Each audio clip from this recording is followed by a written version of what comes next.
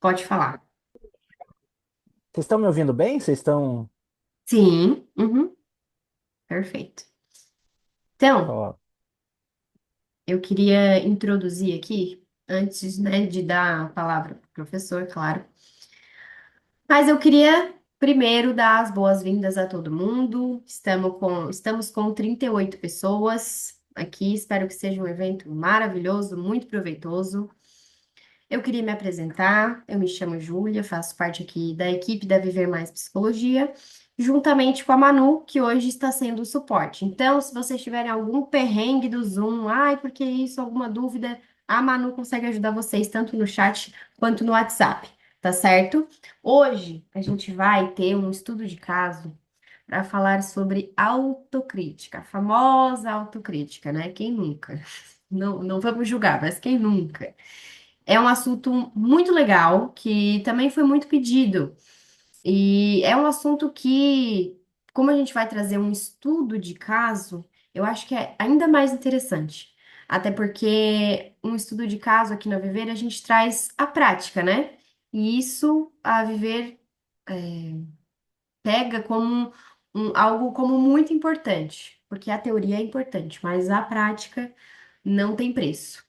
Então, como eu já estava falando com o pessoal aqui, perguntando de onde são, se são psicólogos, se são estudantes, temos muitos estudantes, desde o primeiro ao 10º semestre, e também temos psicólogos e psicólogas. Mas eu queria perguntar para as psicólogas se vocês já se depararam com pacientes que se comparam o tempo todo e vivem nesse modo de autocrítica. Mandem aqui no chat para a gente também ter uma ideia que se vocês já chegaram nesse tema, né? Nessa queixa. Mas, pessoal, então, enquanto o pessoal vai respondendo ali no chat, eu queria introduzir para vocês, né? Trazer antes de a gente começar. Eu queria falar sobre pessoas que são interessadas na especialização em TCC. Hoje o evento é de TCC, então nada mais justo do que falarmos da TCC. Aqui na Viver a gente tem a formação e pós em terapia cognitivo-comportamental e no finalzinho a gente tem um bônus, um desconto para quem realmente está interessado e não, eu quero me especializar, é um sonho me especializar, é um planejamento. Então, no finalzinho, a gente vai querer falar com essas pessoas, tá? Eu sei que tem gente ainda do primeiro semestre, segundo, terceiro, que ainda estão planejando, estrategiando isso. Mas quem já tá ali com o pezinho, ai, quero começar, só vou passar no cartão, vou fazer um boleto. A gente ajuda tudo isso, mas eu quero conversar com vocês depois, tá? Guarda esse spoiler, que depois a gente vai introduzir melhor isso. E antes de mais nada, que me perguntem sobre o certificado. O evento é totalmente gratuito, porém, a gente pede uma taxa de R$ 35 para a emissão do certificado. Júlia, onde que eu pego esse certificado? Bom, depois que acaba o evento, ou nessa semana ou na semana que vem, a equipe envia um link para os participantes dessa reunião, que participaram até 75% da reunião, um link pelo e-mail ou pelo WhatsApp, se eu não me engano, para essas pessoas que desejam solicitar o certificado aí com link de pagamento. Se você quiser o certificado, você pode pagar e aí em 20 dias úteis ele chega para você no seu e-mail, tá certo? Deixa eu ver aqui, o pessoal respondendo no chat. Tem um interesse? Ah, que bacana. Certo, então sobre o certificado, se vocês tiverem alguma dúvida depois, pode perguntar ali no chat. Mas a princípio é isso, tá? Não se preocupem com lista de presença, não terá necessidade de ter lista de presença. A gente vê pelo relatório dos Zooms. Então, se você participou, você tem direito a emitir o certificado com a taxa de R$ 35. Antes de a gente chamar os professores, então, eu queria que vocês sentissem um pouquinho de como é estudar aqui na Viver. Essa aula de hoje, inclusive, não foi uma aula preparada como um evento à parte. É como se fosse uma estrutura de aula de uma pós, da formação e pós, em TCC. Então, a gente gosta que vocês tenham essa imersão em um evento gratuito para ter um gostinho de como é estudar na Viver, né? De como é ter uma aula na formação da TCC. Inclusive, o professor Gabriel é nosso professor aqui na Viver. Ele não foi só um convidado. tá? E então, eu também queria pedir pro suporte compartilhar um videozinho rápido para vocês entenderem da melhor forma como isso funciona e como é estudar na Viver de fato. Vou esperar um pouquinho, problemas técnicos.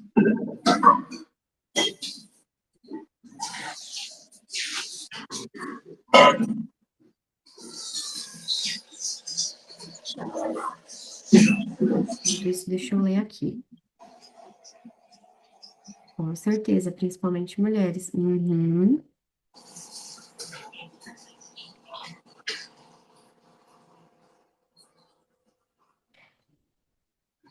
Opa, deu certo. É rapidinho o vídeo, tá, gente? Uma coisa bem introdutória. Da introdução. Se nossos pensamentos forem limpos e claros, estaremos melhor preparados para alcançar os nossos objetivos. Quem disse isso foi Aaron Beck, psiquiatra e cientista que propôs um modelo psicológico baseado em como as pessoas interpretam as situações do mundo e de como a psicoterapia pode intervir para reestruturar tais interpretações. Para ser um psicoterapeuta de excelência, faça a formação e pós-graduação em terapia cognitivo-comportamental. Uma trajetória de estudos para você desenvolver raciocínio clínico, formulação de casos, manejo e intervenção em terapia cognitivo-comportamental. Aprenda a fundamentar a sua prática na teoria cognitiva e aplicar este conhecimento conforme as evidências disponibilizadas. Se você é estudante e está nas últimas fases da graduação, já pode ingressar no curso com planos de pagamento perfeitos para você estudante. E se você já é profissional aqui na Viver, nós te ajudamos a pagar a sua mensalidade. Venha falar com a gente. E o melhor, aqui você terá supervisão de casos, aulas, psicoterapia, estágio e grupos de estudos. Turmas dia de semana, à noite ou também turma de um final de semana por mês. Você tem um encontro marcado com a sua transformação. Dia e hora marcada para estudar através de aulas online e ao vivo. Os benefícios e confortos de uma especialização online, mas com uma verdadeira conexão entre professor e você, aluno. Conectar para transformar. Viva mais psicologia, viva mais terapia cognitivo-comportamental.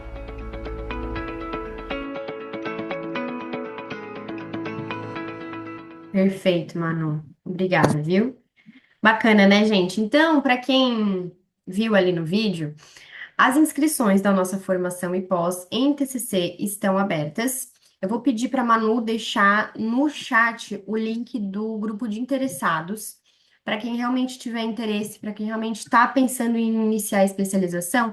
A gente tem um grupo onde a gente manda todas as informações, seja grade curricular, investimento, flexibilização, quanto dura o curso, enfim, todas essas informações elas são passadas nesse grupo.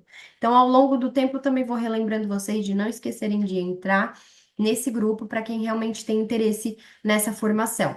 E como vocês puderam ver no vídeo, e como também temos vários estudantes que estão a partir do 7º semestre, aqui na Viver, você que estuda psicologia, né, tá na graduação, e tá a partir do 7º semestre, você consegue iniciar essa formação aqui na Viver.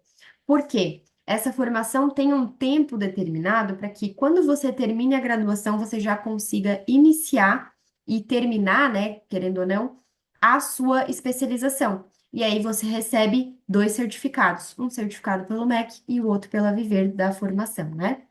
Isso é muito bacana, a gente tem muito estudante que começa, já que já sabe ali, desde o primeiro momento, qual é a abordagem que eles mais querem. Inclusive, vocês que estão aqui, eu acho que são amantes da TCC, né? Então, já tem até um... Ah, eu já sei o que que eu quero. Mas, então, eu também vou pedir para o suporte, para quem não é da TCC, mas se interessou pelo evento de hoje, ou, enfim, tem outras abordagens em mente, o suporte pode colocar também os links do grupo de interessados das outras abordagens que estudantes também podem fazer. No caso, psicodrama, existencialismo, sistêmica e psicanálise. Ok. Agora. Eu já vou dar a palavra para o professor, tá? Eu sei que eu falo demais, mas é que tem coisas que eu acho bacana a gente falar para também introduzir a Viver para quem não conhece. Então, antes, né, de eu falar, eu queria deixar um convite rápido para quem quer continuar ainda se aperfeiçoando na TCC ou ainda não quer começar uma pós, mas está ali nos primeiros semestres. Aqui na Viver a gente tem grupos de estudos gratuitos com várias abordagens, todas as abordagens que a gente oferece, são mais de 10 abordagens que você pode escolher entre psicodrama, sistêmica, TCC, psicanálise, TCC terceira geração, casal e família, infantil e adolescente, neuropsicologia, avaliação psicológica e existencialismo. É muita coisa, mas são todas essas abordagens que a Viver oferece, grupo de estudos gratuitos, que acontecem de 15 em 15 dias, e você também pode solicitar a certificação, vale como horas complementares, e é mais para vocês terem esse momento de estudos e trocas com as pessoas que também estudam na Viver.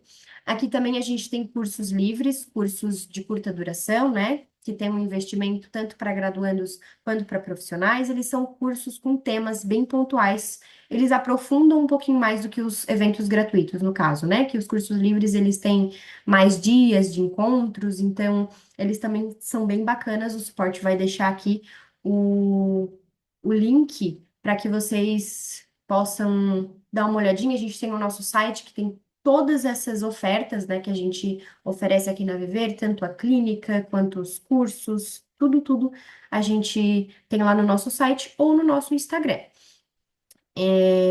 O suporte já deixou também o link de interessados no grupo, repetindo novamente, quem tiver interesse em saber mais sobre a TCC, temos o nosso grupo de interessados, que lá são enviadas todas as informações, tudo certinho para quem tiver interesse. Agora, chegou o momento, já falei demais, já falei por 12 minutos, meu Deus do céu. Agora sim chegou o momento para a gente conduzir esse estudo de caso. Teremos um professor que une exatamente o que a gente vai trabalhar hoje aqui, que é o raciocínio clínico, o diagnóstico e a estratégia terapêutica. Então, é com muito prazer que eu apresento o professor Gabriel. Ele é doutorando em psicologia pela UFSC, com mestrado em psicologia também pela UFSC e graduação em psicologia pela Univale. É docente há 6 anos, com experiência em análise do comportamento e neurociências, e possui experiência profissional em políticas públicas de saúde e assistência social. Que bacana, né? E o professor também, como eu disse, é nosso professor aqui na Viver. Professor, fica à vontade, o espaço é seu, o palco é todo seu. Muito obrigada pela sua participação hoje, viu? Eu que agradeço o convite, agradeço toda a parceria aqui e tudo mais. Eu queria compartilhar os slides aqui, que eu montei alguns slidezinhos assim para poder conduzir a conversa aqui. Só um segundinho. Deixa eu-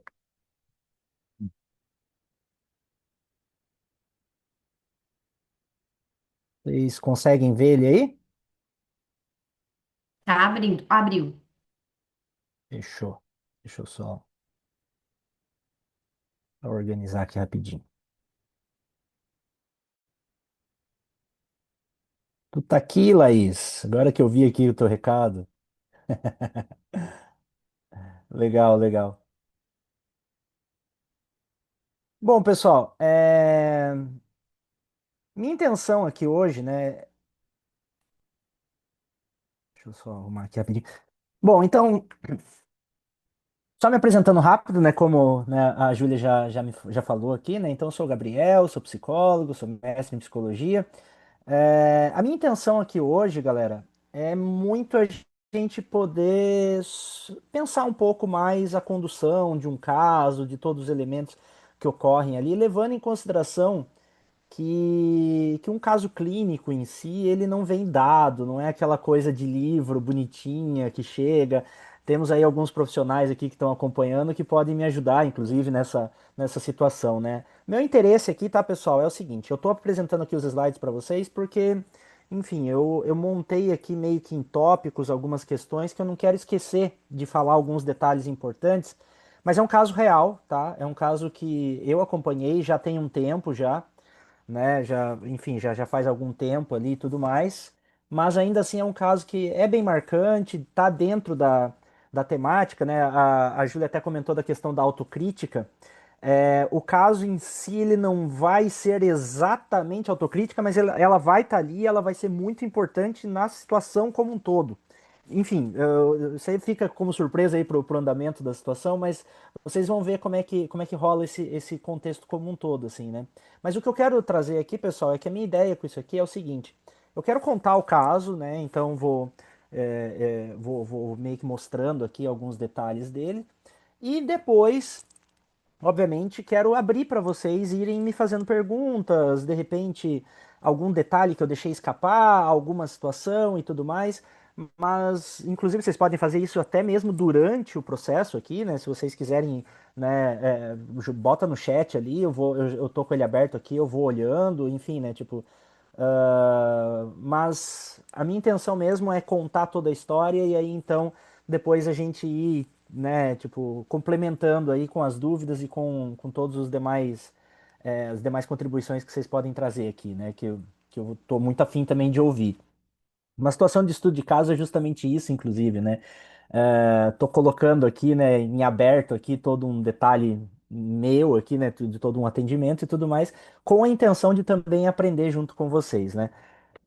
E como a própria Júlia comentou, né, esse estudo de caso eu costumo, né, trabalhar ele quando eu estou, né, dando aulas aqui na Viver, em duas situações específicas, né? Eu normalmente trabalho a disciplina de psicologia de transtornos de ansiedade, né? Então eu estou sempre ligado a esse tipo de situação e esse caso acaba culminando, assim, encaixa dentro desse contexto também, né? E quando eu trabalho com transtornos alimentares, né? E aí aqui não é que eu estraguei, mas basicamente eu já trouxe um detalhe da surpresa como um todo, né? O título aqui, então, eu coloquei como do sintoma à condução clínica, né? Raciocínio, diagnóstico e estratégia de um estudo de caso.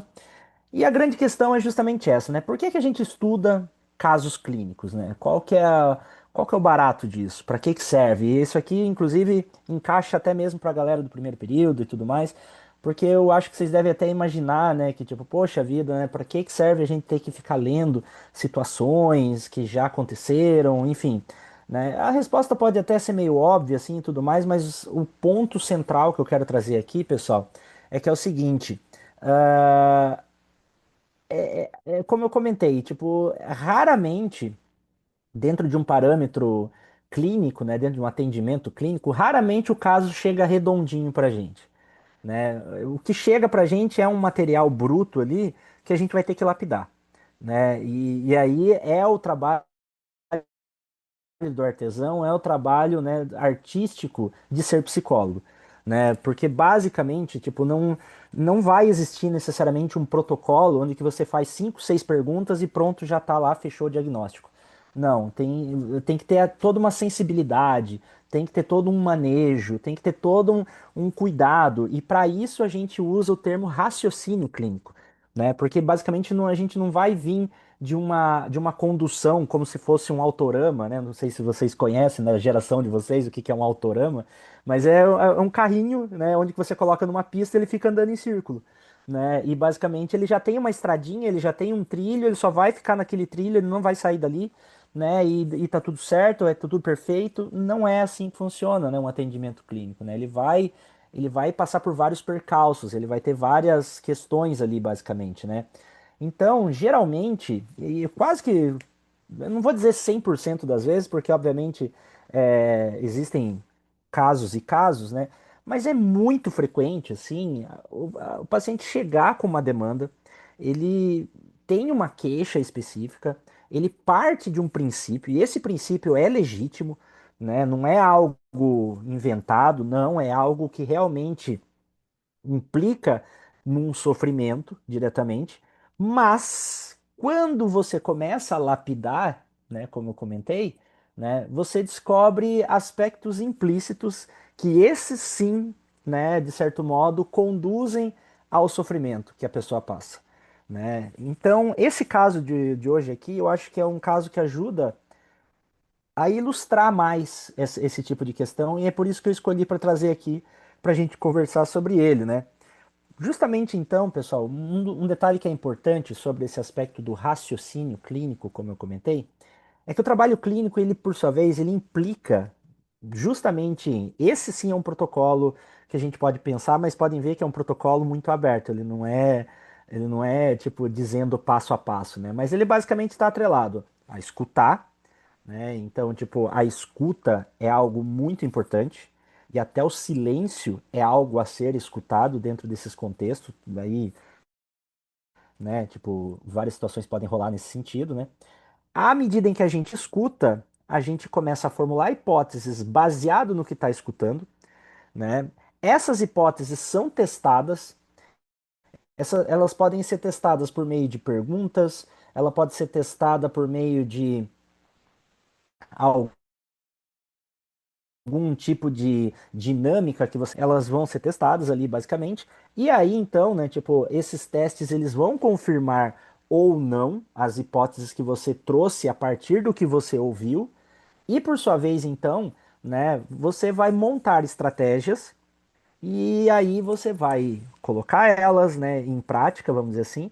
E aí vai ser aquele jogo de ensaio e erro, né? Tipo, tem horas que você vai acertar na lata, tem horas que você vai acabar, enfim, né? Tipo, tendo que recalcular a rota, repensar um plano de atendimento que você tinha pensado, um exercício que você tinha solicitado, enfim, né? Tipo, basicamente o trabalho clínico ele envolve esse tipo de questão. Escuta, tenta, né, tipo, levantar algumas ideias do que pode estar acontecendo, confirma essas ideias por meio de testes dos mais variados, e aqui eu não estou falando de teste psicológico, né, tipo de testagem e tudo mais, estou falando basicamente em você, de repente, pode. Aí vai ter várias técnicas dentro da área comportamental, né, dentro da área cognitivo-comportamental, mas basicamente, tipo, todas essas questões, né, você vai averiguando, vamos dizer assim, né, e aí, quando você consegue confirmar algumas hipóteses, quando você consegue tirar algumas dúvidas, enfim, né, você monta a estratégia, aplica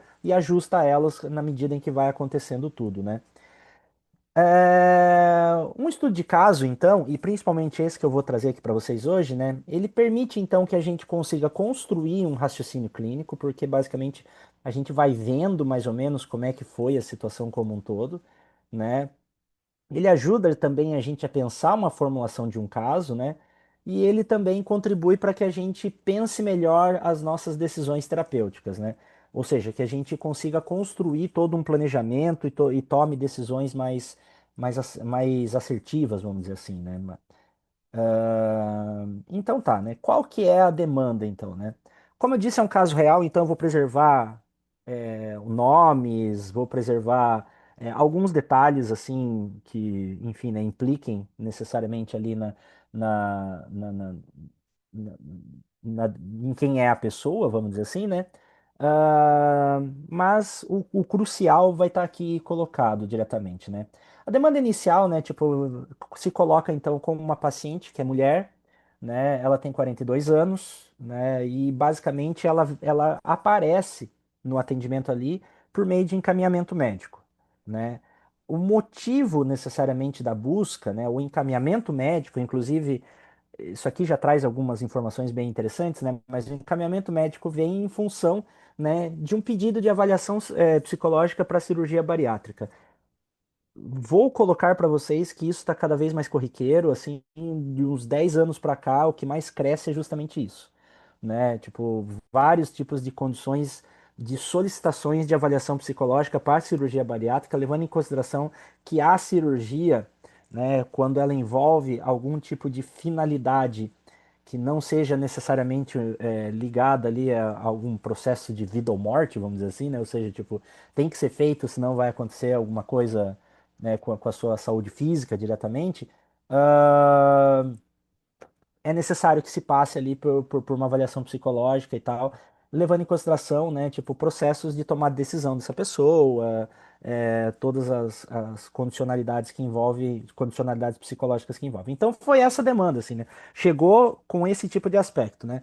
E aí os relatos iniciais, né, que tipo a gente vai coletando ali naqueles momentos de triagem, aqueles momentos iniciais, né, enfim, né, de diálogo inicial, primeiro, segundo atendimento e daí por diante, era a questão de dificuldade de manter a dieta em dia, a insatisfação que tinha com o corpo diretamente, né, o desejo de perder peso rapidamente, né, então implicava basicamente nesse sentido, né, e a hipótese inicial que a própria paciente veio trazendo, né, é de que ela tinha uma esperança muito grande de que a vida dela ia mudar em relação, né, logo depois da cirurgia. Então, cria-se toda uma expectativa e, obviamente, né, aí ali mesmo no campo do doutorado ali, né, tipo, a gente vem estudando toda essa relação com o corpo, esses efeitos comparativos que redes sociais trazem pra gente e daí por diante.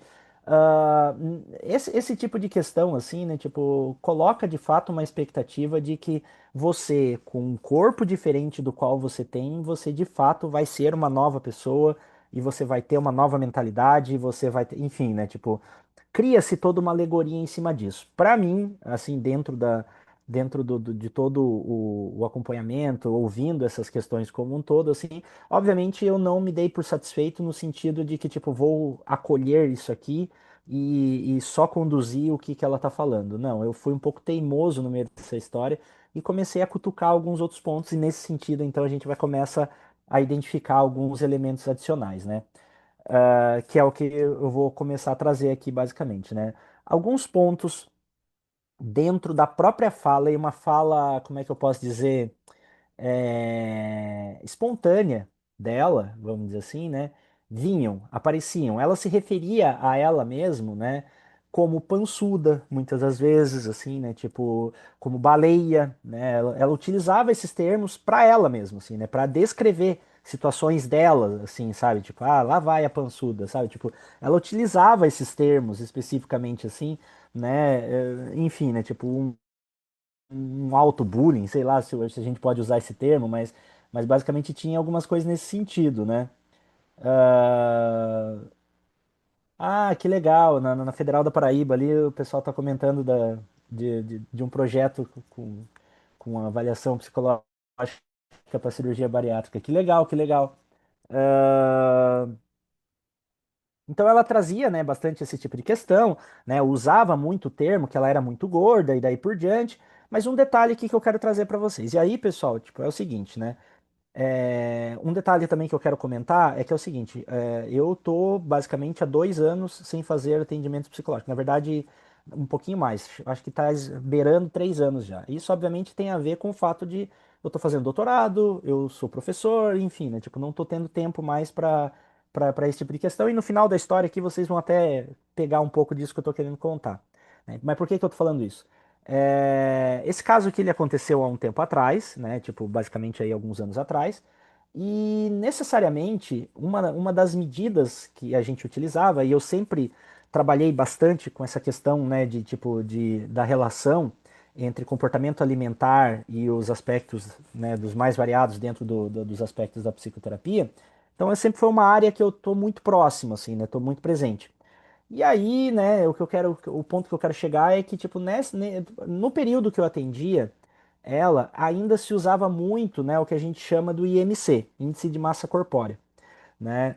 E um dos detalhes importantes, pessoal, nessa história toda, é que ela utilizava essas questões de ser pançuda, de ser baleia, de ser muito gorda, mas assim, necessariamente, né, o IMC dela, e eu falo o IMC porque atualmente já vem sendo rediscutido se de fato é uma forma, né, mais adequada necessariamente de pensar ali, né, o índice de massa corpórea, né, se é, enfim, né, tem toda uma conta um pouco mais complexa do que era da época, mas o ponto que eu quero dizer é que, assim, né, tipo, eu só quero trazer um dado objetivo para vocês, que o índice de massa corpórea dela não chegava nem à obesidade grau 1, né? Ela tinha ali basicamente, né, uma condição de sobrepeso, sim, mas não era assim, tipo, o nível do quanto ela afirmava, né? Tipo, a forma dela de falar sobre ela era maior do que de fato se apresentava objetivamente, vamos dizer assim, né? E isso, por sua vez, né, tipo, de certo modo, ah, traz assim alguns elementos, né, da gente parar para pensar o real objetivo, necessariamente, ali da cirurgia bariátrica, né? Então, aqui alguns indícios importantes, né? Possibilidade, então, de distorção, né, da autoimagem corporal, né? E aí a gente já começa com essa pergunta clínica que necessariamente implica ali, né, na base do raciocínio clínico e tudo mais, na hora de uma formulação psicológica, né? A gente está diante de um problema alimentar mesmo, ou é alguma coisa. Eu coloquei aqui algo mais profundo, do ponto de vista, né, tipo, sim, o problema alimentar também é algo profundo, mas o que eu quero dizer, ou se é algo que não está na superfície. Né? Ela está convencida que o problema dela tem a ver com a alimentação e com o que ela come e daí por diante, né? Mas será que é isso mesmo? Será que, enfim, aqui, né?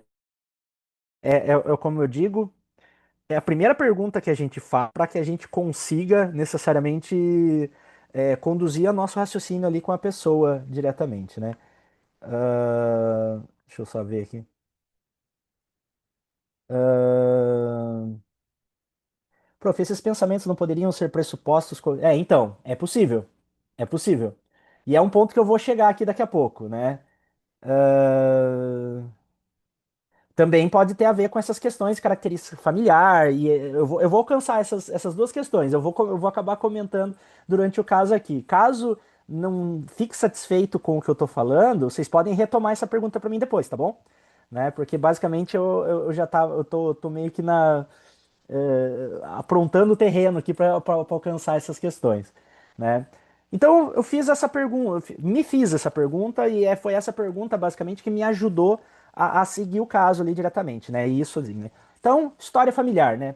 Bom, algumas questões importantes. E olha só, vocês vão ver que basicamente assim é, alcança algumas reviravoltas no meio dessa situação como um todo, né? Bom, primeiro, a paciente ela é adotada pelos tios, né? Aconteceu uma situação toda lá de que a mãe dela, né, a mãe biológica dela, foi diagnosticada com esquizofrenia e uma esquizofrenia assim, como é que eu posso dizer, um pouco até severa assim, no sentido de que ela oferecia um certo risco para a criança ali, sabe? Tipo, então até mesmo a justiça na situação ali, né? Tipo, separou, a mãe perdeu a guarda da criança diretamente, né? Perdeu a guarda da criança e no caso, tipo, perdeu dela e dos irmãos dela, que ela não sabe para onde foram e tudo mais. Tem todo um traçado histórico familiar bastante tenso nesse sentido, né?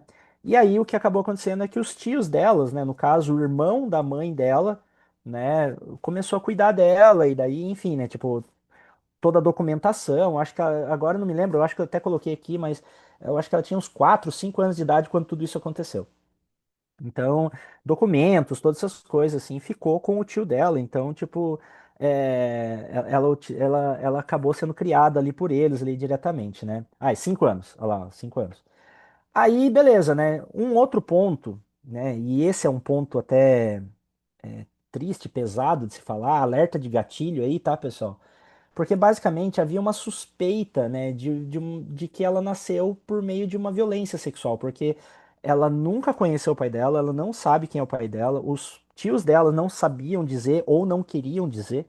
E aí chegou numa situação em que ela começou a suspeitar disso e ela, de certo modo, ela meio que cutucava essa história com os tios dela e, e ela meio que ela subentendeu, vamos dizer assim, né? Que era isso, né? E aí, basicamente, ela deixou pra lá, ela não quis ir muito a fundo, justamente porque ela até comentava, né? Prefiro viver sem saber disso, que pra mim, né, tipo, enfim, né, tipo, ia ser toda uma situação complexa ali de se viver ali de certo modo, né? Ela não sabia se ela ia suportar bem a situação e daí por diante, né? Enfim, é uma situação assim bastante severa, mas essa essa característica, vamos dizer assim, né, de tipo de ter tantos elementos na fase de desenvolvimento inicial ali, obviamente é crucial na construção da identidade, é crucial, né, na formação da cognição. Todo mundo aqui sabe disso, né, dentro dos estudos em psicologia, e isso é uma coisa bem complicada ali diretamente, né? Bom, outro ponto, e aí falando até mesmo de identidade e tudo mais, né, é de que, enfim, né, tipo, ela comenta que, tipo, basicamente ela tinha dificuldade em se sentir parte da família, né, ou seja, tipo, ainda que ela foi criada, ela comentava que, tipo, sim, os tios dela sempre fizeram um esforço bastante grande para tentar, né, dar o mesmo suporte para ela e para as primas irmãs, né, vamos dizer assim, né, então, tipo, elas viviam ali em condições parecidas, mas, por exemplo, em épocas festivas que o tema é família, elas sentia que havia uma diferença no tratamento. Ela sentia. Não quer dizer que havia de fato, ou, enfim, né, se era algo premeditado ou se era algo ocasional, enfim, tipo, basicamente, mas é algo que era significativo para ela, né? E isso precisa ser levado em consideração, né? Um dos pontos é justamente, né, que ela coloca, né, que ela demorou, inclusive, para chamar as irmãs de irmãs, necessariamente, né, porque ela não entendia elas como irmãs, vamos dizer assim, né.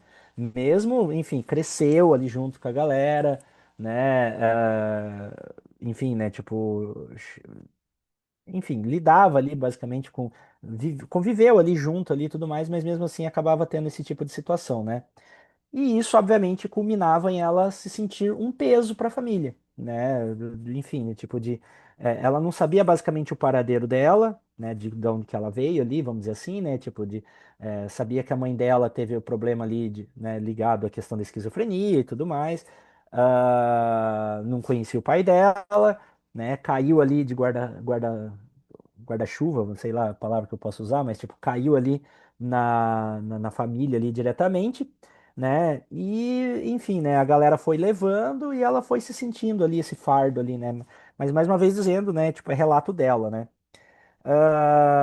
Uma das questões ali, né, de que tipo que ela comentava, né, de que tipo eu percebia, né, no caso a madrasta, a tia dela, né, eu percebia que ela não queria cuidar de mim igual cuidava das minhas irmãs, assim, né? Então, tipo, basicamente tinha todo um contexto ali, necessariamente ali, né? De que, tipo, uma situação específica, né, que ela contava, assim, é de que ela, há 10, 11 anos, não, menos até, tipo, uns 6, 7 anos ali, né? Ela lembra que, tipo, a mãe, tia dela ali, né? Meio que ligava o chuveiro e deixava ela lá tomando banho sozinha, enquanto as irmãs e ela ia lá, basicamente também tomava banho sozinha, mas ela ia lá, tipo, secava, ajudava a escolher a roupa, penteava o cabelo, coisas que ela não tinha, basicamente. Ela é um dos relatos, assim, basicamente, que ela contava ali diretamente, né?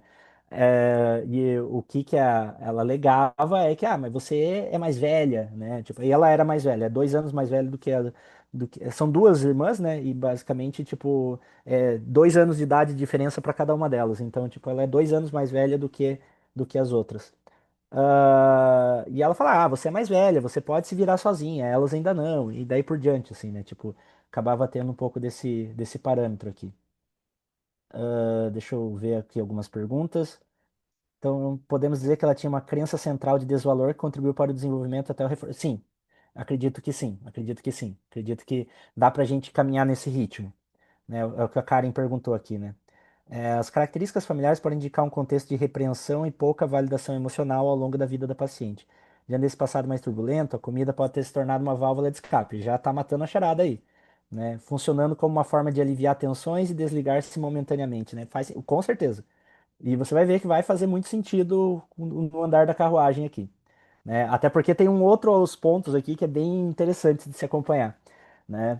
Tema central emergente, então, nessa situação, sentimento crônico de não pertencimento. Isso aqui, vai guardando essas informações aqui, pessoal, que lá no final eu vou recuperar elas para a gente começar a debater alguns detalhes aqui, né? Bem, experiências de humilhação. Isso aqui, pessoal, é o seguinte. Ela, como é que eu posso dizer assim, sabe? Tipo, ela, ela, ela sempre teve, vamos dizer assim, essas características de não ser uma pessoa magra, vamos dizer assim, né? Tipo, ela diz que ela sempre foi um pouco mais cheinha, né? Ela sempre comentava dessa maneira, ou basicamente de maneiras jocosas, né? Ela sempre foi muito gorda, enfim, tipo, ela sempre utilizava essas terminologias. Mas o que ela conta, basicamente, é que na escola em si, ela não sofria nada com relação a isso. Mas o tio dela, o padrasto dela, fazia bastante brincadeira com ela em relação a isso, né? Tipo, assim, ela não tem mágoas, vamos dizer assim. Ela vai ter uma outra situação ali com o padrasto dela, mas ela comenta que ela não tinha mágoas em relação a isso, porque entendia que aquilo ali tinha a ver com questões de família, questões de intimidade e daí por diante, né? Mas mesmo assim marcou, né? Marcou e deixou ela insegura, deixou ela bastante preocupada com relação aí nesse sentido, né? O que acabou culminando, como eu comentei, né? Então, em vergonha corporal, né? Construção de identidade baseada em defeito, né? Então, tipo, ela começa a crescer com aquela sensação de que ela, né? não é adequada, não é, enfim, né, não está certo o que acontece com ela. Associação entre corpo e valor pessoal, né? Então, tipo, basicamente ela começa, e aí olha só, tipo, não é algo dito, mas é algo que a gente começa a sacar, né? Provavelmente aí, né, vem um pouco dessa situação de sentir um pouco de problemas na autoestima, ou seja, problemas no valor pessoal, dentro desse fator comparativo, né? E aí entender que ela não fazia parte da família em função do corpo, né? Em função de ela ser mais gordinha que as irmãs, por exemplo, né? Ou seja, tipo, acabava vindo essas coisas que obviamente ela não fala, provavelmente talvez ela nem se dê conta disso, mas que possivelmente construiu ali, né, a sua forma de pensar ali diretamente, né, as suas crenças centrais, como a gente estava colocando aqui, né? E aí formação dessa autoimagem, né, de inadequação, né? E olha só, tipo, não me sinto bem acolhido na família e eu tenho essa condição no meu corpo, basicamente, né, que justamente um familiar, né, acaba pontuando esse tipo de situação, né? Então, aqui a gente começa a olhar outros elementos, né? Com relação a questões amorosas, isso aqui eu vou passar porque isso aqui vai ser muito importante daqui a pouco. Vou passar no sentido que eu vou falar um pouco mais rápido disso aqui, né? Mas é porque isso aqui vai fazer muito sentido com o que vai acontecer, com os desdobramentos, né? O histórico afetivo dela é que ela teve um relacionamento na vida dela, no sentido de ela teve um namorado quando ela tinha lá 18 anos, mais ou menos, 19 anos, assim, ela estava terminando ali o ensino médio, e aí o namoradinho dela estudava com ela, e daí, enfim, né, tipo, ficaram juntos por um bom tempo, né, mas aí, tipo, separaram, né, terminaram ali e tudo mais, mas desse relacionamento, dois filhos. Só que aí que tá, né? Tipo, basicamente, desde esse relacionamento e até antes dele, né? Ela não teve mais nenhum relacionamento. E ela evita até, assim, sabe? Tipo, basicamente ali o que que acaba acontecendo, né? Tipo, antes ela não. Ela só teve um namorado na vida inteira. Um namorado, ficante, tudo. É a mesma coisa, né? Então, tipo, acabou só tendo um, né? E basicamente, né? Tipo, ela sempre, né, evita, ela desconfia dos pretendentes, ela acha que o pessoal vai pra zoar ela, né? Mesmo que ela nunca tenha passado por uma situação assim, mas ela comentava que ela já viu em filme isso acontecendo e tudo mais, então ela sempre tinha esse medo, essa insegurança ali, meio que não se sentia merecedora de alguém, né, tipo, fazer algum carinho por ela e daí por diante, né? E aí um relato frequente, né, coisas que ela acabava repetindo com uma certa frequência é que ninguém vai querer uma gorda como eu, ou não exatamente essa frase, mas coisas muito parecidas com isso, assim, né? Acabava aparecendo, né? E aí, né, tipo, aí a gente levanta uma hipótese, assim, né, baseado nesse contexto aqui como um todo, né, dessa evitação baseada nessa autoimagem negativa que já vem de toda aquela trajetória que eu já estava comentando aqui para vocês. No contexto atual, então, como é que está a conjuntura familiar dela, né? Um dos filhos dela foi embora para outra cidade, enfim, trabalha, vive a vida dele e tudo mais, mas o outro mora com ela, né? E esse outro que mora com ela, tipo, agora eu não me lembro exatamente da idade que tinha na época, mas era alguma coisa ali bem perto também de 18, 19 anos, e ele já tinha uma esposa e ele já tinha um filho, né? Que era um bebê, assim, ou seja, ali na base dos 40 anos ela já era avó, né? E basicamente ali, né, tipo, tanto o filho quanto a nora, né, a esposa do filho, né, estavam desempregados.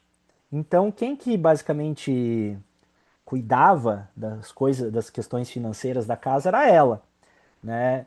E aí, tipo, é aquela situação, né, de que, tipo, ela falava muito nos atendimentos, né, sobre essa sobrecarga financeira, sobre essa frustração que ela tinha com o filho dela, mas ela nunca falava diretamente para ele, né? E por quê? Aí voltamos de novo para a questão de família, porque ela não queria fazer ele se sentir mal, né, não se sentir acolhido por ela. Ela queria acolher ele, ela queria, né, expressar o carinho que ela dizia que ela não teve. Só que olha só o problema que ela cria, daí vamos dizer assim, né? Porque basicamente ele fica ali, Aí tinha todo várias situações, né, de tipo, ele já teve proposta de emprego, mas ele não aceita porque ele dizia que não compensava. Daí ela desabafava, né? Tipo, como assim não compensa? Qualquer coisa, para quem não tem nada, qualquer coisa tá valendo, né? Ou seja, tipo, e basicamente o filho ele acabava, né, dosando as oportunidades de emprego que ele tinha em função de que basicamente, né, ele não estava precisando de nada, vamos dizer assim. A mãe dele, no caso, estava ajudando a cuidar da criança, né? Ele estava morando numa casa, né? Ele meio que não tinha esse senso de emergência, vamos dizer assim, e ela não queria cobrar dele, porque ela tinha toda essa trajetória ali que eu já comentei com vocês, né? Isso aqui vai ser muito importante, né, em vários pontos que eu ainda vou trazer. O que que ela faz da vida? Vocês podem perguntar, né? Qual que é a profissão dela? E olha só, né? Ela trabalha numa confeitaria, né? Trabalhava numa confeitaria. Ela era atendente de uma confeitaria, né? E tudo mais. E assim, né? Tipo, um dos pontos que ela acabava colocando, né? Que ela era muito impulsiva, né? Ela era impulsiva. Ela dizia que ela tinha muita ansiedade, por isso ela comia bastante aquelas coisas gostosas que tinha na confeitaria e tudo mais, né? E só que assim, ainda que ela falasse essas coisas, né?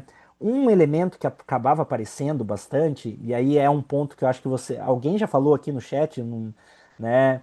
É que assim, né? Tipo, essa questão da impulsividade, que ela tá usando esse termo, impulsividade, né? É que parece, é assim, tipo, a gente percebia que esses relatos de que eu comi um docinho naquele dia e tudo mais, era sempre decorrente de algum dia de frustração, algum dia que ela chegava, ela, né, se deparava com uma situação de sobrecarga, se sentia sobrecarregada, um dia que ela evitava algum conflito com o filho dela, né? E aí, obviamente, né, tipo, o que que a gente acaba sacando é que o comer nesse caso, ele tá tendo uma função de esquiva emocional ali, né? Ou seja, tipo, basicamente ela tá, né, do jeito popular, né, falando de um jeito mais popular, né, ela tá liberando na comida aquela questão ali, né, tipo, basicamente. E isso, obviamente, né, pessoal, vai acabar culminando, né, numa dificuldade ali de manter dieta, que é o que era a grande reclamação dela lá no início, que ela não consegue manter uma dieta. E aí é importante a gente lembrar, ela não consegue manter uma dieta, mas ela se sente sobrecarregada, e aí no que ela se sente sobrecarregada, o alívio que ela tem dessa sobrecarga é comer um docinho, é comer as coisas que tem ali na confeitaria, né? E aí, enfim, né? Várias coisas.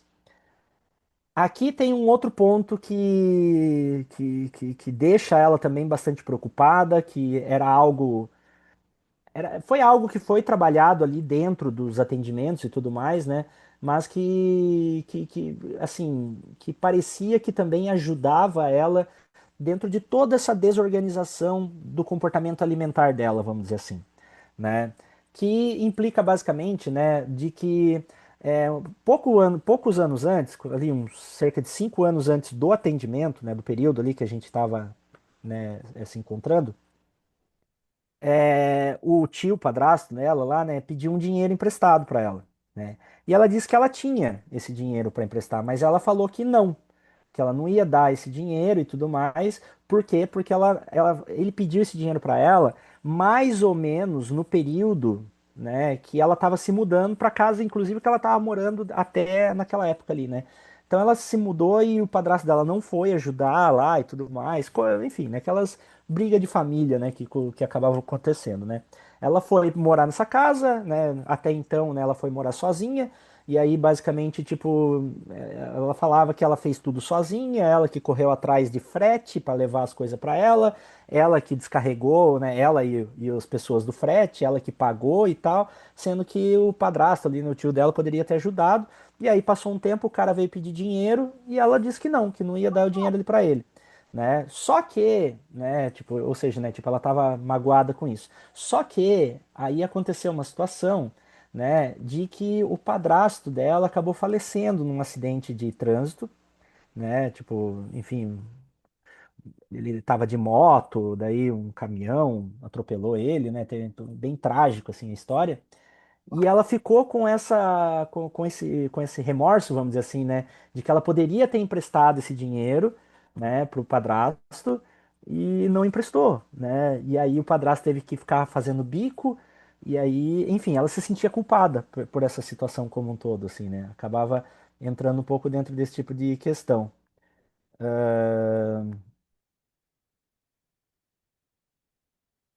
A Rosini comentando aqui, na verdade, acho que a ansiedade a faz comer além da conta, ainda mais tendo esse facilitador que é trabalhar em uma confeitaria. A pergunta é, fazer... Você vai ver, Rosenildo, que é exatamente o meu último slide isso, né? Daqui a pouco vai aparecer aqui. É exatamente isso, né?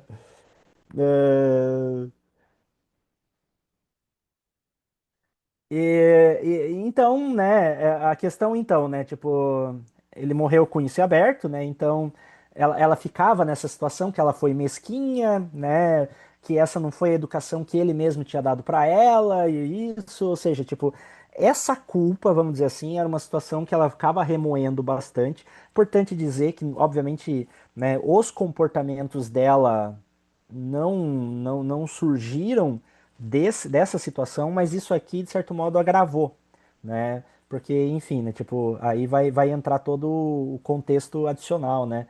Então, tipo, era culpa persistente, dificuldade de auto-perdão, essa ruminação, né? Ou seja, ficar mastigando a história ali, né, por um bom tempo, né? E assim, pessoal, tipo, é bem curioso porque esse assunto só perdia na sessão de terapia, né? Só perdia pro assunto da bariátrica, assim, né? Ou seja, esse assunto era muito protagonista ali, né? É algo que de fato mexia com ela, né? Tinha toda uma situação ali bastante severa ali com relação a isso, assim. E obviamente, né? Aí, para quando vocês vão fazer leituras sobre ruminação cognitiva, vocês vão ver o quanto que a pessoa se desgasta com relação a isso, né? Não parar de pensar sobre um assunto faz você ficar fisicamente cansado, né? E esse tipo de questão, obviamente, né, contribui também com esse processo, né? Ou seja, a culpa por si só já é algo complicado. Aí vem a ruminação cognitiva, faz você não parar de pensar num assunto, e aí, por sua vez, então, né, tipo, você fica desgastado, vamos dizer assim, né? Poxa, dentro de um ambiente de trabalho, olha, desculpa, dentro de um ambiente de familiar, aonde que ela é responsável financeira ali por todos da casa, né? Tem criança morando junto com ela, o filho dela mora ali junto com ela, né? E basicamente ela é responsável financeira e tudo mais e tal.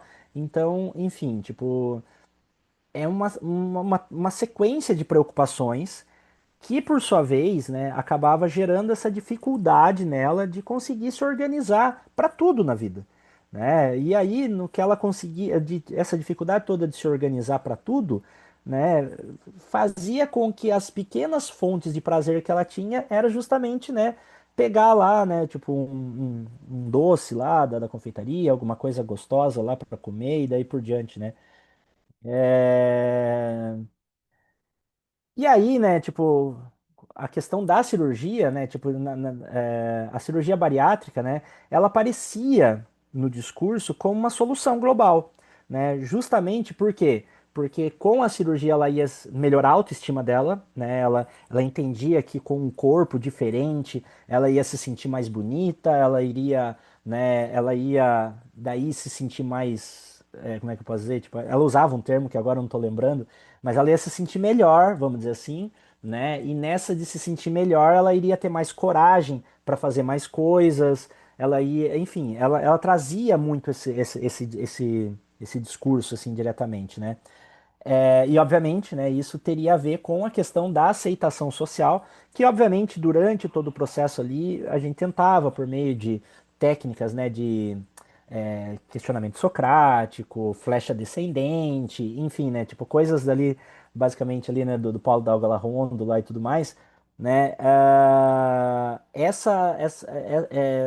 tentar falar com ela esse tipo, mas tá, mas você não é aceita socialmente, assim, né? Ou seja, tipo, tentar quebrar ali, né? Tipo, tentar quebrar essa crença ali dela, vamos dizer assim, né? De que ela não era aceita social, mas ela achava que não, né? E a cirurgia ia fazer isso por ela, né?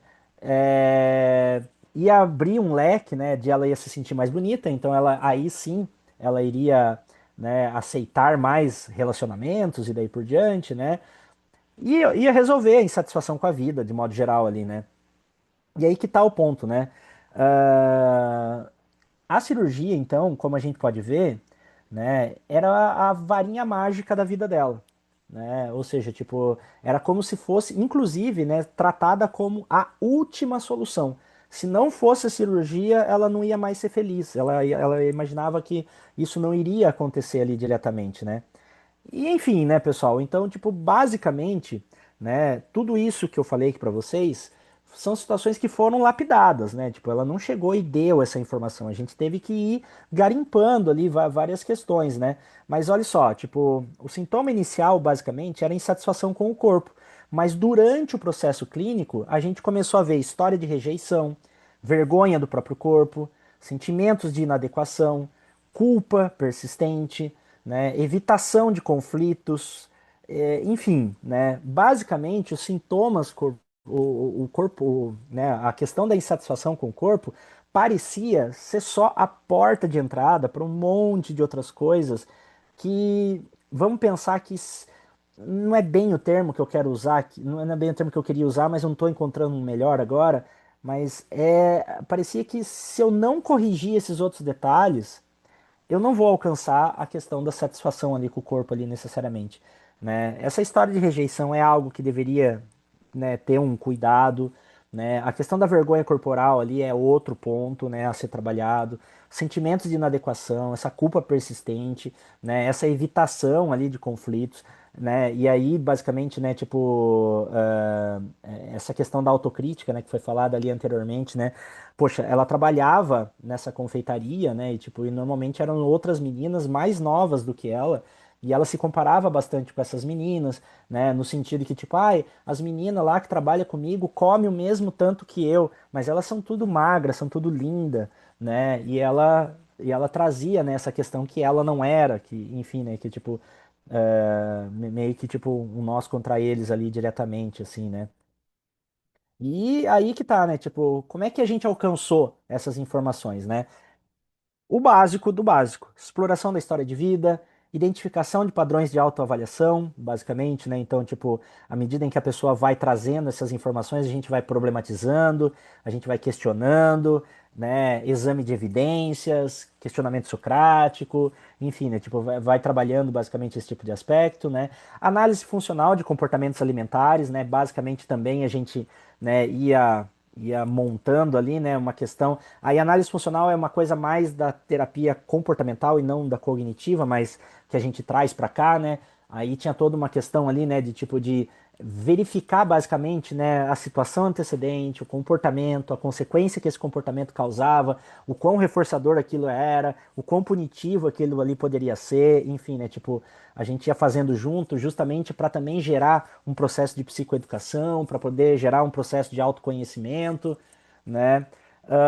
E obviamente, né, reflexões ali sobre essas relações familiares, tanto as relações familiares que ela teve lá na infância, sobre o cuidado dos tios que viraram seus pais, né, quanto a relação dela com o filho dela ali, né, diretamente, né?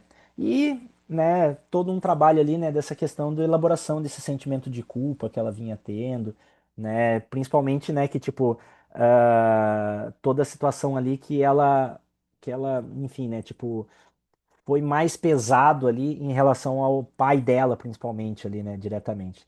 E o objetivo central, então, né, dessa questão como um todo, né, dessa estratégia clínica aqui, é ampliar a consciência sobre os processos envolvidos, ou seja, é ela poder perceber que basicamente, né, a questão do corpo dela ali, né, e essa necessidade, né, do processo ali da bariátrica, obviamente tinha, né, sua legitimidade e tudo mais, mas que ela tivesse consciência, mesmo se ela quisesse mesmo assim fazer a cirurgia, né, que ela tivesse consciência que tem muito mais coisa envolvida no meio dessa história, né, e que a cirurgia não iria ser necessariamente, né, algo que ia vir e apagar toda essa trajetória de vida dela ali e tudo mais, né. Na verdade, né, tipo, era uma coisa a se considerar ali diretamente, né.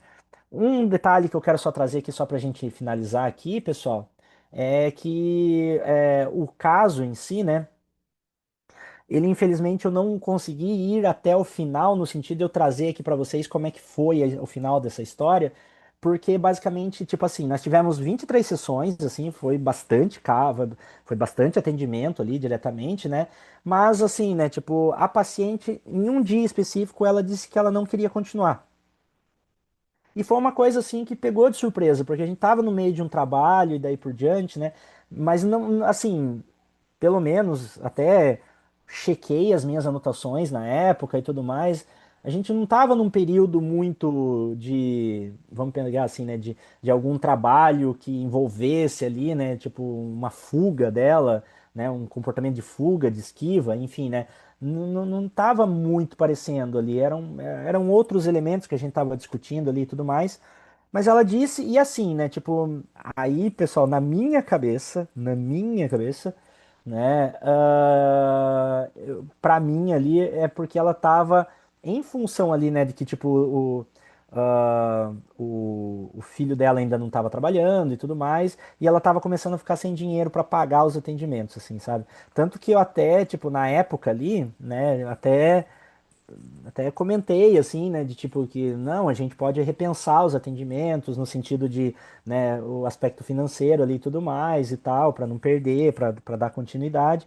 Mas ela simplesmente não quis, assim, sabe? Tipo, ela comentou que não tinha nada a ver e tal coisa, que ela preferia, ela iria, né, dar uma pausa e quando ela quisesse, quando ela quisesse retomar, ela iria me procurar.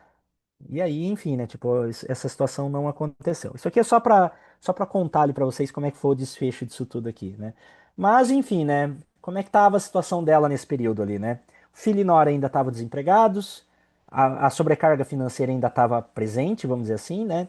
Ah, a cirurgia bariátrica ainda era vista como uma solução, mas já nem tanto, né? Ou seja, tipo, ela já olhava isso com um olhar mais crítico, vamos dizer assim, né? Mas os avanços, né, importantes que a gente teve é justamente isso.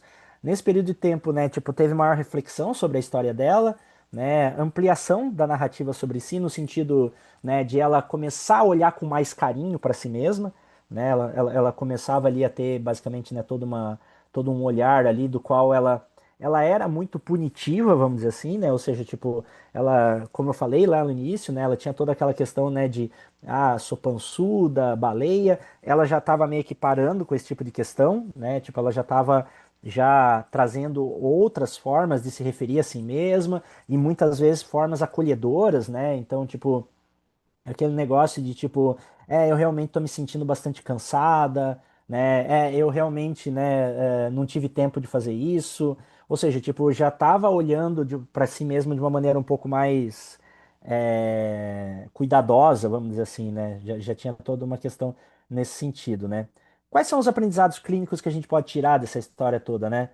Primeiro de tudo, nem sempre o sintoma apresentado é o verdadeiro, né, o centro do sofrimento, basicamente, né, tipo, enfim, né, tipo, a gente vai ver que ela chega falando do corpo, mas basicamente vão ter várias construções que vão trazer ali, né, o trabalho clínico ali, né, basicamente, né, envolve toda essa questão de escutar além disso, né, construir hipóteses, compreender a função desses comportamentos no contexto ali diretamente, né, e trabalhar os processos que sustentam esse sofrimento, né, que está ali, né, no cerne da história familiar, está ali na compreensão ali, né, do que é a adequação, da identidade dela e daí por diante, né. E aí a pergunta final, que é o que eu até comentei ali, né, da Rosineide ali diretamente, né? Se a cirurgia acontecesse, o sofrimento ia desaparecer, né? Ou ia só mudar a forma, né? Ou seja, tipo, o problema ali do corpo dela, talvez ela conseguisse resolver, né? Mas será que né, aquela velha situação, né, do fulano que ele deixou de usar drogas, mas agora ele é viciado em jogos de aposta, né? Enfim, tipo, será que de fato talvez não iria só mudar a topografia, né, da história toda, mas que na verdade iria continuar acontecendo? São reflexões aí que a gente pode ter e caminhar aqui diretamente, né?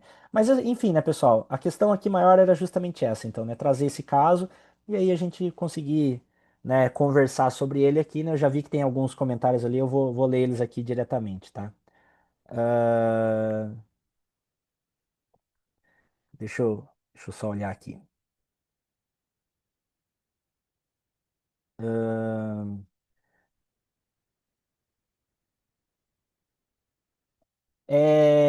A Karen está perguntando, a técnica da advogada de defesa e da hot seat, cadeira vazia, também poderiam ajudar. Também poderiam ajudar? Eu sinto que elas seriam mais eficazes para combater a ruminação de pensamento. Sim, sim. A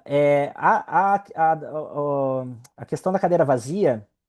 Eu cheguei até a fazer alguma coisa assim com ela e foi bem interessante, assim, sabe? Tipo, foi um atendimento específico e esse atendimento foi muito legal ali, porque basicamente, claro que tinha toda essa situação de culpa que ela tinha com relação ali, né, à situação que aconteceu, mas essa situação é só mais um exemplo, né, do que a gente já está discutindo nesse caso. Porque ela vai dizer que ela se sentia culpa por não ter emprestado dinheiro ali pro padrasto dela, mas ela já tinha outros momentos em que ela também tinha dito que não, tinha dado limite nessa relação, né? E acabava que, tipo, todas essas coisas vinham junto. Não era somente o fato de não ter emprestado o dinheiro. E isso ajudou ela bastante a pensar sobre, né? Então, sim, acredito que é uma técnica nesse sentido, né? Quanto tempo ficou atendendo ela? Putz, tem que olhar ali, basicamente, eu não lembro agora, mas acho que foi quase um ano, tá? Acho que foi quase um ano. Se não foi um ano, foi pouca coisa ali nesse sentido, né? Ah, não poderia ser pelo fato de que tudo ficou muito claro para ela, que o problema não eram os outros, mas sim o olhar dela para ela mesma. A Roseni tá perguntando, eu acredito que você deve estar falando com relação à saída dela, né? Pode ser, tá? Pode ser. Mas é que assim, né? Tipo, eu me lembro que a gente tava ali num período que a gente estava começando a falar um pouco mais sobre a postura dela em relação ao filho dela, né? E estava sendo um momento de bastante desabafo dela ali. Pelo menos nos atendimentos anteriores, estava sendo um momento muito de alívio para ela vir ali falar sobre, né, a situação com o filho dela, e basicamente, né, era muita conversa assim, mais aliada a pequenos ajustes de como que ela poderia conversar com ele, como que ela poderia cobrar ele sem necessariamente ser hostil com ele. Enfim, era um pouco nesse sentido e de repente ela trancou ali no meio ali, né? Enfim, né? Pode ser mil coisas, né? Inclusive nada. Tem alguma indicação de leitura sobre ruminação cognitiva? Livro em si, não, Gabriela, mas eu tenho alguns artigos. Eu vou deixar o meu WhatsApp, meu e-mail aqui, vou deixar aqui no chat. Vocês podem me mandar mensagem por e-mail que eu respondo com os artigos daí que eu tenho, tá? Só me lembra, né? Tipo, ó, professor, você comentou de artigos e tudo mais. Só me dá um toque que eu consigo encaminhar, tá? Com relação ali, né, me perguntaram, né, se eu não autorizei a cirurgia. Na verdade, começou como uma forma de avaliação psicológica e se transformou numa terapia, né? E nesse período de terapia, né, tipo, tava toda uma situação de que ela ainda tava, enfim, né, tipo, é uma coisa que não ficava muito claro, tá? Ela chega com a ideia de que era uma avaliação, mas daí depois ela começou a comentar que ela estava numa fila de espera e daí tinha que passar em nutricionista e tudo mais. E aí eu, de certo modo, eu dei uma pausa no processo avaliativo, né, na questão de documentação, e eu iria produzir um documento, né, tipo, quando fosse solicitado, mas esse dia nunca chegou. Assim, né? Então, vamos dizer assim que tipo, a avaliação se tornou uma terapia especificamente, né? E essa terapia foi caminhando, né, para vários rumos, né? E não ficou somente ali. A Antônia ali está comentando, né, dessa questão do acompanhamento ali e tudo mais, né? Professor, aprendi isso na experiência com os estágios clínicos. O paciente apresentava ideações suicidas e avaliamos tudo de modo a preservar a vida, certamente. Entretanto, foi ali pelo 11º atendimento que ele se sentiu confiante em relatar que havia sido abusado na infância, olha só, por um desconhecido. E essas memórias o perturbavam ao ponto de ir por esse caminho. Pois é, né? Tipo, esse que é o parâmetro, né? Eu acho que é o grande ponto aqui dessa nossa questão de estudo de caso, assim, né? Eu gosto muito de falar para os meus alunos, galera, E era mais ou menos nesse sentido também que eu queria trazer aqui essa reflexão. Eu gosto muito de falar para os meus alunos assim que é importante a gente ser curioso. Aquele curioso que é assim, que não chega a ser o curioso de fofoqueiro, sabe? Né? Aquele curioso que é só curioso só por querer saber da vida dos outros, né? Mas é um lance de ser curioso, né? No sentido de querer saber mais, não ficar contente só com o que é dado. Porque, enfim, né? Se tem uma coisa que é muito presente é que basicamente o nosso comportamento verbal ele está ali dissimulado com o que a gente quer que seja a realidade, não o que de fato o é, né? A gente constrói narrativas e a gente acredita nas próprias narrativas, né? E aí o nosso papel nessas horas muitas vezes é até desmontar essa narrativa, porque essa narrativa talvez não esteja conduzindo a pessoa para comportamentos adaptativos, né? Então, isso é uma questão importante de se colocar. Daí a Karen acho que está respondendo ali a questão, né, do tipo da cirurgia, né? Acredito que não, a ansiedade da paciente iria aparecer em outras situações, mas agora ela estaria mais consciente da maneira como responde e questionaria seus pensamentos e cresceria com eles. É o grande esperado, né? Eu acredito que sim, acho que é bem por esse ritmo mesmo, né? Maria Alice, mesmo tendo depositado muitas de suas emoções na comida como forma de lidar com suas dificuldades, será que, diante de todo esse cenário e com o auxílio da psicoterapia, a paciente conseguiu de fato compreender a sua relação com cirurgia bariátrica? E mais, ela passou a perceber que a cirurgia não seria uma porta mágica para resolver todos os seus conflitos, mas apenas uma ferramenta dentro de um processo maior de cuidado. Pois é, eu acredito, tá? Eu tenho razão, eu não tenho como trazer, né, tipo, nenhum documento, uma evidência, vamos dizer assim, mas eu acredito que ela deve ter começado a pensar melhor essa história toda, porque ela ainda queria fazer a cirurgia, ela ainda comentava que queria, mas ela mesma ali estava protelando já isso, né? Tipo, ela mesma já estava empurrando e ela tem um histórico disso, né? De ficar deixando as coisas para depois, né? E tudo mais. Ah, e nesse sentido, assim, né, tipo, um dos pontos ali que eu percebia é que ela já estava começando a dizer que, assim, que a cirurgia ia vir, né, mas vamos pensar assim que é como se ela tivesse só mudado ali um pouco o campo, mas já era um ganho, né, que a cirurgia ia vir não ia resolver a vida dela, mas queria ajudar ela a resolver, vamos dizer assim. Porque era uma insatisfação que ela tinha, era algo que é histórico na vida dela, então ela precisava muito daquela questão ali e tudo mais. Mas acho que foi falado aqui anteriormente, eu peço desculpa aí porque já passou, mas tipo, é, como é que eu posso dizer? Tipo, ela certamente iria ter que passar ali por todo um processo psicoterapêutico pós-cirurgia também, né? E obviamente isso iria ser tratado ali, mas um dos pontos é que não é porque fez a cirurgia que ela de fato iria alcançar a ideia que ela tinha sobre o corpo dela, né? Sobre como queria acontecer as coisas com ela ali diretamente, né? Porque aí entra exatamente o ponto de autocrítica que foi falado ali no começo, né? Ela tinha muito essa função comparativa, vamos dizer assim, né, com as coisas. Deixa eu fechar aqui o. Deixa eu- Ela tinha muito essa questão comparativa com as outras pessoas, com as meninas que trabalhavam com ela lá no, na confeitaria, né? Então ela ficava muito nessa questão e na expectativa de que a cirurgia iria tornar ela aquelas pessoas e não necessariamente que ela ia passar por todos esses percalços e daí por diante, assim, né? Então é algo que a gente estava tendo alguns ganhos com relação a isso ali, né? Mas eu não sei se o suficiente para ela repensar muito essa questão.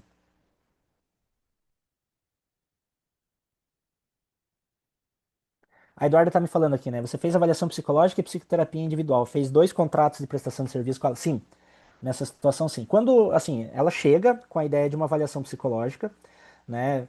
Isso durou ali os dois primeiros atendimentos, né? Basicamente. Aí, assim, né? Tipo, aí ela começou nesse meio período a falar que ela ainda ia ter que passar por uma nutricionista, que ela tinha, ela começou meio que a comentar algumas coisas e eu vi que ela estava dirigindo o papo para outros assuntos, né? Justamente em função também de toda a especulação que eu estava fazendo ali e tudo mais. Aí nesse período eu até comentei com ela, então, tipo, vamos segurar aqui esse processo de avaliação e vamos dar continuidade, né, dentro de uma lógica terapêutica. Aí montamos todo um processo ali, né, no sentido de contratual e tudo mais, para daí a gente dar sequência ali à questão da psicoterapia. Caso ela não precisasse passar pela fila, etc., você teria autorizado a cirurgia? Boa pergunta, tá? Isso é o tipo de coisa que eu consegui me esquivar ali, mas assim, né? Tecnicamente falando ali, eu não via nada diretamente que desabonasse, assim, sabe? Tipo, ela parecia uma pessoa bastante decidida e consciente das consequências que ia ter, assim. Ela tinha meio que uma noção nesse sentido, no sentido de pós-operatório, o sofrimento que ela iria passar físico, no caso, e daí por diante, né? Mas eu tava muito com o pé atrás, assim, e obviamente, tipo. Depois, aí vamos levar em consideração assim, sabe? Tipo, depois de todos os atendimentos, daí eu vi que não. Ali eu via que não era bem por aí. Mas assim, nos primeiros atendimentos, se eu só me deixasse levar pelas falas, pelo que ela estava contando, talvez eu tivesse dado ali, né? Mas isso aí é só, tipo, eu sendo francamente honesto, assim, sabe? Tipo, eu não vou ficar mentindo aqui que não sei o quê. Porque todas essas coisas que eu tô contando aqui pra vocês, pessoal, é uma trajetória. E aí, depois dessa trajetória, depois de descobrir a história da família, depois de ver a relação dela com o filho, depois de saber dessa história de culpa com o pai dela, né, com o padrasto dela, e essa situação toda ali da violência sexual com a mãe dela, se é verdade ou se não é, enfim. Aí ali eu vi que o buraco era bem mais embaixo.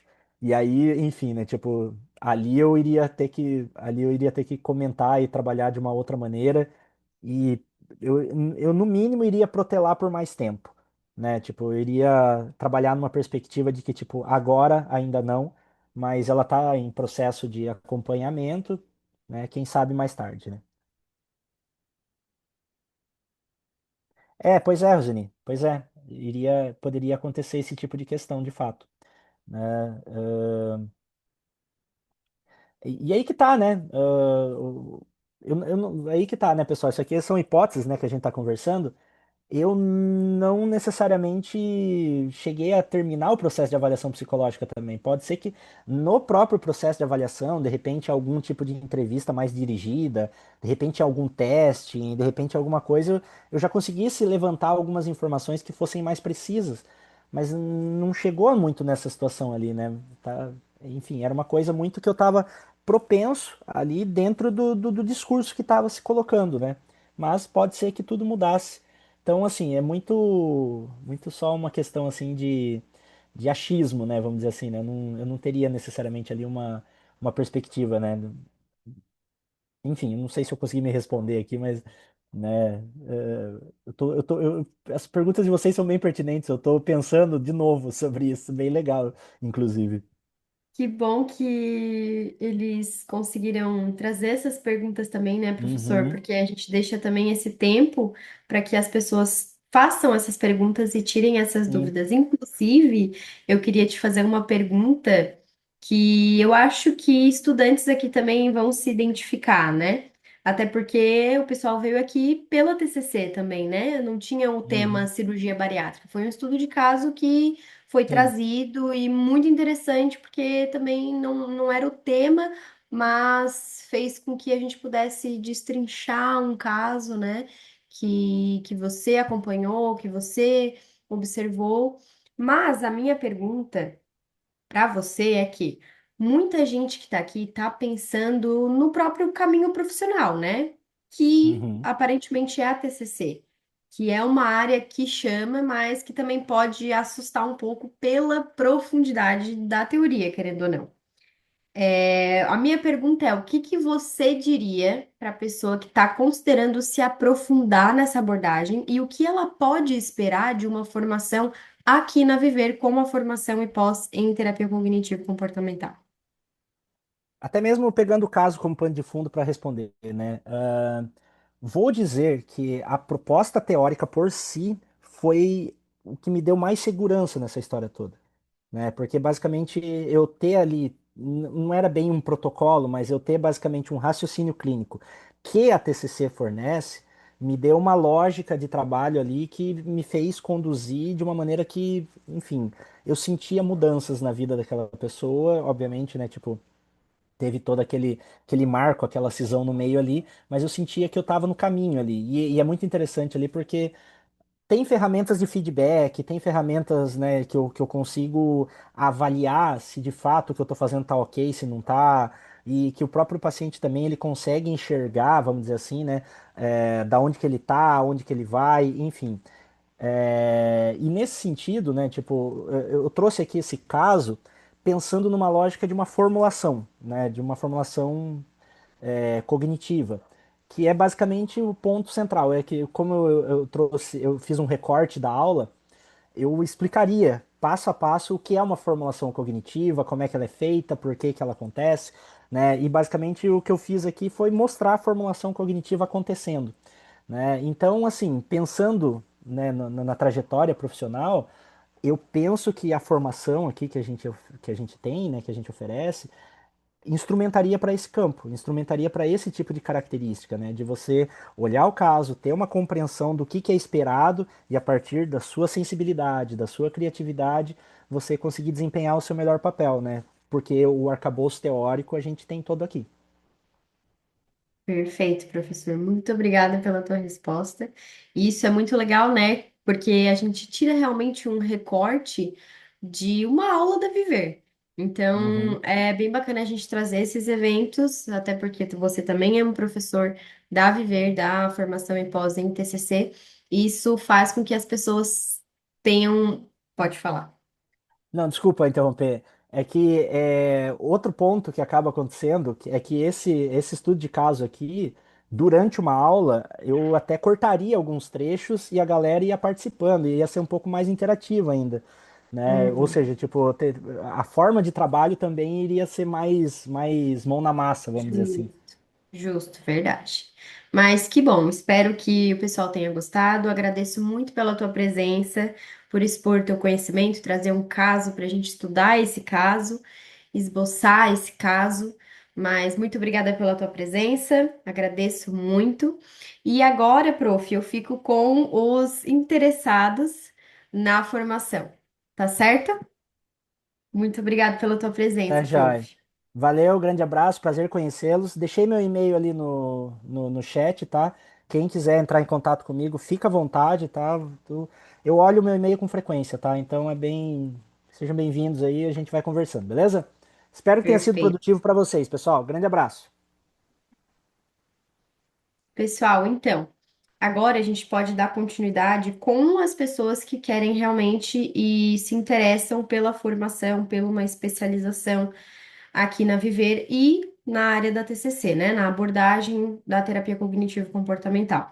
Eu vou pedir mais uma vez para o suporte compartilhar o link do nosso grupo de interessados para que vocês possam ter as informações ou se vocês tiverem interesse em outros materiais da Viver, como os cursos livres, o grupo de estudos, a gente tem projetos aqui que auxiliam no pagamento das mensalidades. Então, nesse grupo, vocês têm acesso a todas essas informações, né? Mas, para quem quiser ficar aqui um pouquinho, entender um pouquinho mais sobre essa nossa formação em pós, essa nossa especialização em terapia cognitivo-comportamental, a gente vai passar um vídeo rapidinho da nossa coordenadora de curso para vocês entenderem mais do que a gente quer trazer e trazer um guia, né?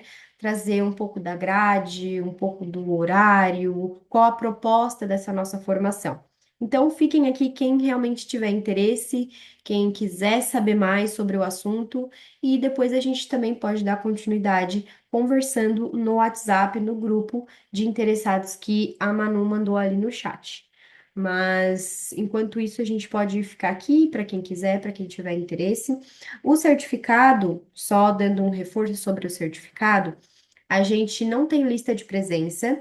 As pessoas que participaram do evento hoje e ficaram pelo menos 75% da aula vão receber um e-mail com o link de pagamento, tá ok? Então não precisam se preocupar com link de presença nem nada do tipo.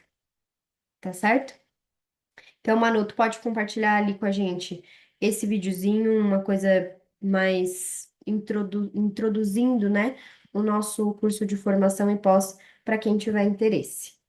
E, pessoal, a gente traz essas questões, assim, essas informações no final dos nossos eventos, justamente para quem tem interesse mesmo. Então, não fiquem preocupados em relação ao certificado, tá? Não precisa ficar até o final se você ainda não tiver interesse, mas tiver interesse em cursos da Viver no geral, você também pode olhar no nosso Instagram, no nosso site, certo? Psicólogos apaixonados pela terapia cognitivo-comportamental. Eu estou aqui para falar desse curso aqui na Viver Mais Psicologia. Então, venha comigo para a gente descobrir o que esse curso vai oferecer para você, de que forma nós vamos contribuir com a sua formação, formar você realmente em um psicoterapeuta dentro dessa abordagem da TCC, que é uma grande abordagem. Olha, eu vou passar aqui esse guia aqui, pode ser seu, ou seja, pode estar disponível para você também. Deixa aqui um comentário, coloca aqui no chat para que a gente possa disponibilizar caso você tenha interesse. Então, aqui eu estou apresentando, né, todo o nosso, a nossa viver, né? Nós temos aqui, a gente é uma instituição que tem até uma revista, aqui todos os nossos cursos de pós-graduação, nós estamos há mais de 10 anos aqui né, formando psicólogos, formando psicoterapeutas. Olha, por que é importante vocês fazerem essa formação? Você não vai encontrar em outro lugar uma formação tão completa quanto a que a Viver oferece. Por quê? Porque além de todas as disciplinas que eu vou oferecer para vocês aqui, eu vou mostrar para vocês tudo que vocês vão estudar, vocês têm supervisão, gente.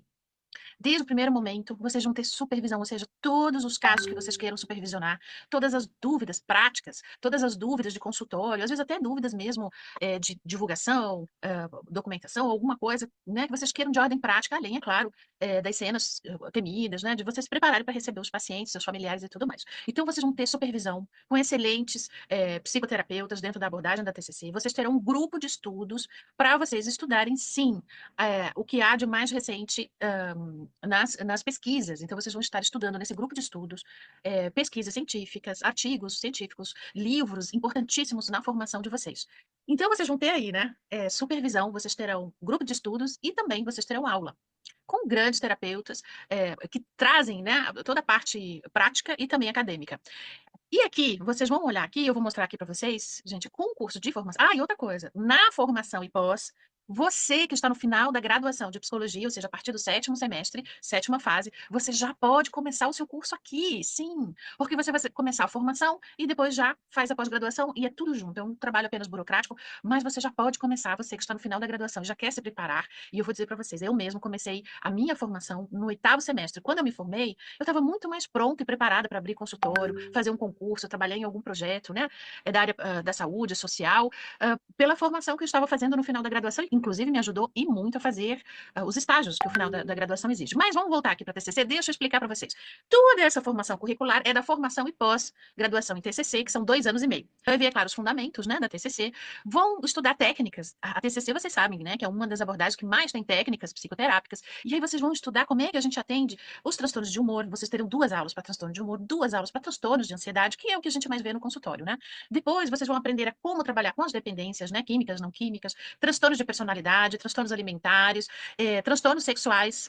E depois vocês vão aprender também como é que é a clínica, utilizando a TCC para crianças e adolescentes, trabalhar com grupos também, roleplay para grupos, onde a gente tem aí, encaixa, né, a TCC em psicologia positiva, psicofarmacologia, metodologia, manejo de crise, e vocês vão ver uma das terapias da 3ª geração, gente, que também é muito importante, o que há de mais atual aí dentro da TCC. Você vai ter tratamento de traumas, você vai ter mais outra disciplina de 3ª geração.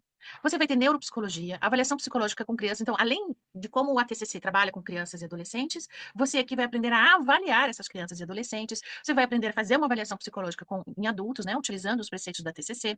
Você terá uma aula inteira sobre TEA, né, o transtorno do espectro autista, uma aula inteira sobre TDAH, também sobre esquizofrenia e outros transtornos psicóticos. E vocês vão aprender toda uma questão de saúde mental nas disciplinas políticas públicas e rede de saúde mental, Saúde mental e violências, muito importante, gente. Acaba chegando não só lá no social, mas no consultório também. Violências de gênero, sexual, né? Violência doméstica.